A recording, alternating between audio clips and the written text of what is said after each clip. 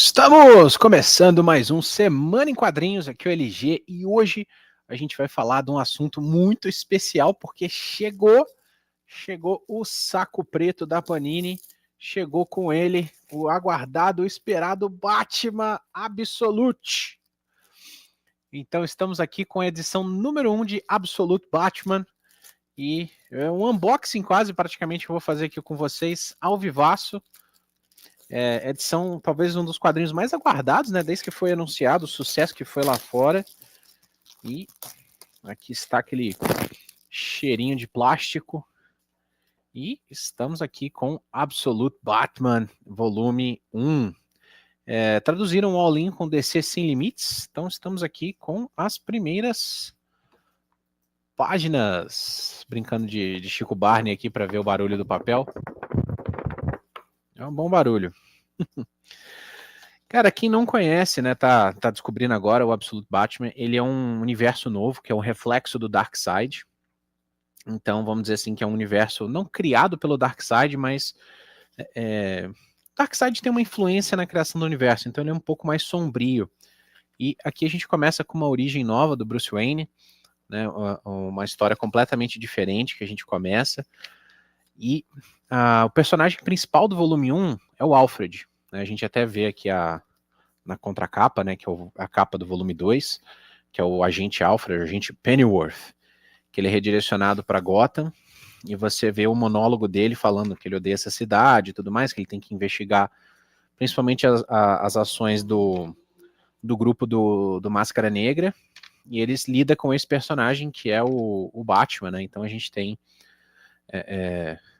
os momentos que são as diferenças principais. Por exemplo, o Bruce Wayne ele foi criado no beco do crime, né? A mãe dele tá viva, diferente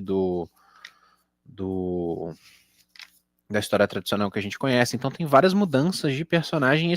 Essa primeira história, você vai acompanhando Gotham, como é que tá, essa questão política do prefeito Gordon, a questão do Máscara Negra, como ele tá influenciando a cidade, as ondas de violência, até que você tem a primeira aparição do Absolute Batman mesmo. Então é uma história muito bacana, muito legal, e ela choca em termos de violência, né? O Batman ele é completamente violento, ele é muito violento, muito diferente do que a gente está acostumado, né? Tem a questão do machado, né? Que ele usa um machado, e ele não tem dó, né? Porque o que a gente vê aqui é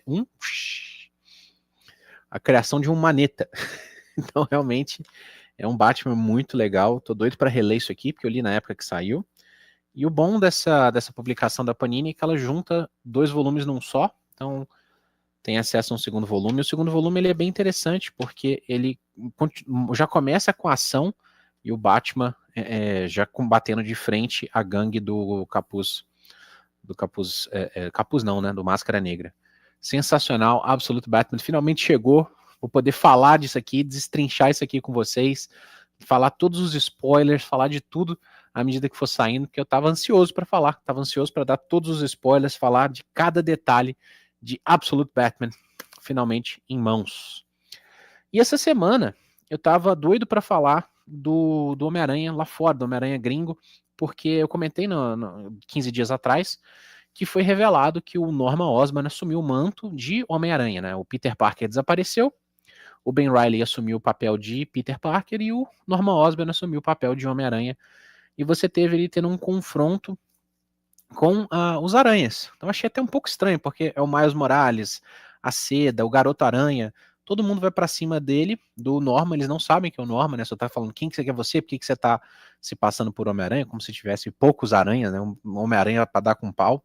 Até o momento que aparece a Gwenpool, que é a Gwenpool não, a Spider-Gwen, ela de outro universo, né, o universo da Spider-Gwen, ela conseguiu se transportar para o universo 616 da Marvel e ela acaba confrontando o Norman nesse momento, e o Norman ele tem uma quebra, né, ele começa a chorar, ele percebe que ele está lidando com crianças, está vendo todo aquele trauma, aquela questão dele ter matado a Gwen original e tudo mais, ter causado aquela monte de destruição na vida do Peter Parker, e trouxe essa revelação, e ele meio que tira a máscara e fala, eu tô lidando com crianças e não sei o que. Então a gente tá vendo um desenvolvimento do Norman, né, no quadrinho do Homem-Aranha, que é o Peter, né, escafedeus, tá aí no espaço, brincando de Guardião da Galáxia, e o Norman assumiu esse manto de Homem-Aranha. Tô achando interessante uma questão diferente. Outro vilão assumindo o manto de Homem-Aranha, né?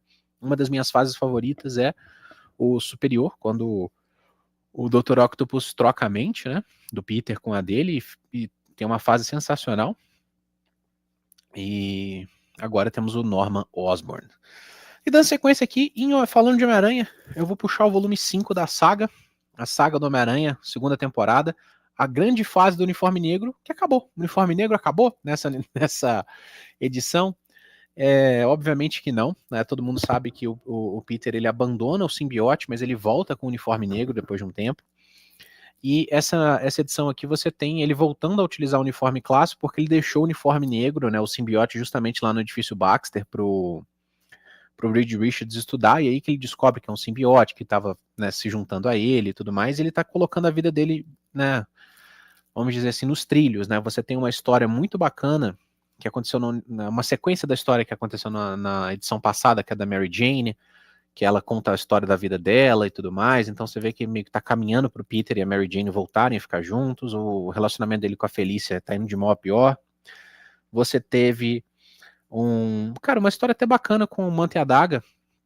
São personagens que eu não leio muito, assim, nunca li a história só deles, né? Então, bem interessante esse desenvolvimento, que você tem o Cabelo de Prata, né? E ele foi ressuscitado pelo Rei do Crime e tudo mais, então você está tendo um desenvolvimento de vários personagens. Legal de ler essa saga, né, de 84, essas histórias, então o ritmo de história é diferente, né? Então você tem monólogos, às vezes, do Peter Parker, ou até a própria narração do narrador, muito mais voltada para os personagens e meio como eles estão sentindo, o que está acontecendo, do que nas histórias atuais. Eu achei interessante, tem sido uma experiência bacana. E essa edição teve a aparição do Thor, numa das Marvel Team Up, que finalmente está acabando, mas você teve uma edição que é o Amazing Spider-Man anual, número 18, e é uma história onde o McGargan, né, o escorpião, ele foge. Então, se você não conhece, nunca li Homem-Aranha e tal, sei lá, o Gargan ele aparece logo no começo, né, um vilão basicamente criado pelo J.J. Jameson, e ele aparece aqui de volta procurando vingança. Então, mesmo que você não tenha lido lá atrás a origem do McGargan, fica tudo muito claro pela descrição. Então, tem sido uma experiência muito boa. A saga do Homem-Aranha, volume do Uniforme Negro, volume 5, sem uniforme negro. E a gente sabe, porque todo final de história da Amazing Spider-Man, da Peter Parker Spectacular Spider-Man, Marvel Team Up, a última página é sempre mostrando o simbiote que está tentando escapar do edifício Baxter em busca de vingança. E por fim, uma última saga aqui, que é a volume 5 da saga do Hulk, que é a saga, muita gente fala que é a saga do Hulk vermelho, que a gente está encerrando essa fase do Jeff Loeb, né, que é o criador do Hulk vermelho, e a gente tem a grande revelação, né, que é no Hulk 23, aqui acaba no Hulk 23, que é a revelação de todo o esquema e aquela trama meio de espionagem, né, que você tinha um espião que estava espionando o espião, agente duplo do agente duplo do agente duplo, eu estava espionando você, na verdade você caiu no meu plano foi esse. Então você tem toda uma revelação da identidade do Hulk vermelho. Acho que todo mundo a essa altura do campeonato já sabe, né, quem é.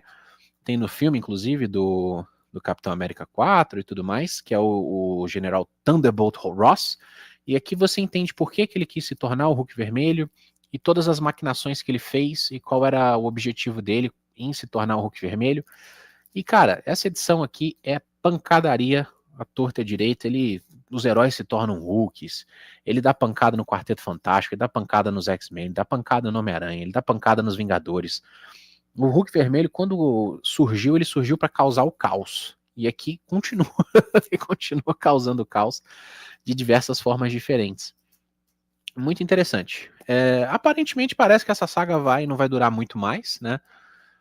Jogaram para frente o volume 6, ele vai ser um volumezinho um pouquinho mais grosso, ainda não temos notícias do volume 7, mas como a fase do Jeff Loeb acaba no volume 24 e essa saga aqui acabou no volume 23, eu não sei se a gente vai ter a saga inteira, né, que são dessa fase do Hulk, que foram 50 e poucos volumes lá fora, se a gente vai ter ela inteira aqui, mas de qualquer forma, Como eu falei naquele vídeo de polêmicas, eu gosto que as sagas acabem. Por mim, as sagas elas têm que ser mais curtas e ter mais temporadas, segunda, terceira, quarta, quinta temporada. Então, se ela acabar, a gente pode ter outras coisas de Hulk aí pra frente, às vezes do Hulk normal, do Hulk tradicional que a gente está acostumado. Mas fica a minha recomendação aí das leituras da semana. E é isso, gente. Espero que vocês tenham gostado do vídeo. Deixem aí nos comentários o que mais vocês querem que a gente fale. E aguardem o vídeo destrinchando cada detalhe de Absolute Batman.